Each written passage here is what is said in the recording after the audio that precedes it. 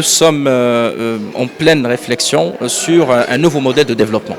Et vous savez très bien qu'un modèle de développement qui se doit périn ne serait jamais un modèle de développement central ni centralisé.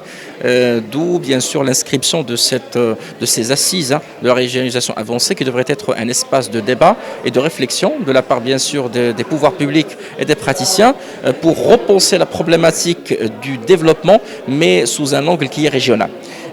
Force est de constater que la centralisation et je dirais le pouvoir central était toujours pénalisant pour certains aspects du développement.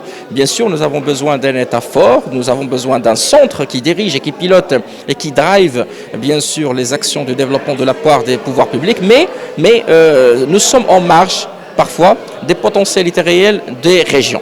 De ce fait-là, nous ne pouvons pas penser le développement régional en partant d'une logique qui est centrale. Ainsi, ces assises devraient permettre de concocter un ensemble de recommandations qui ne serait certainement qu'un accompagnement pour la réflexion en cours pour le nouveau modèle de développement et qui devrait permettre bien sûr à la région de jouer son rôle et qui devrait clarifier et aplatir cette grande problématique bien sûr de liaison entre le central et la région.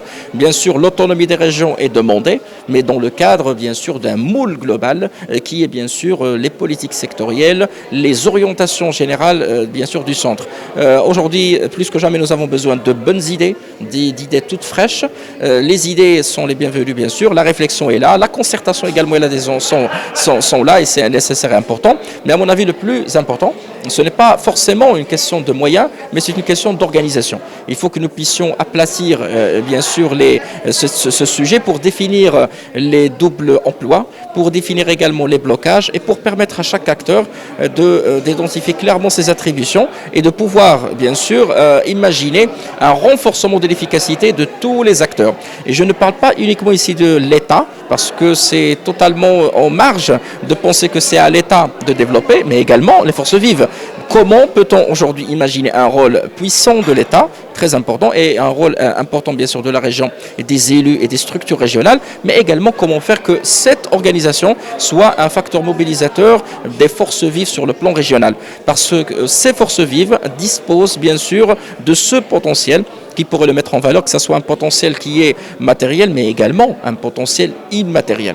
En conclusion, je pense personnellement que c'est une excellente idée, plus que louable, parce qu'aujourd'hui, le mot d'ordre étant la confiance, étant l'adhésion, nous ne pouvons pas imaginer un programme de développement régional, un PDR, sans concertation et sans interconnexion ou synergie avec, bien sûr, un nouveau modèle de développement qui est en gestation.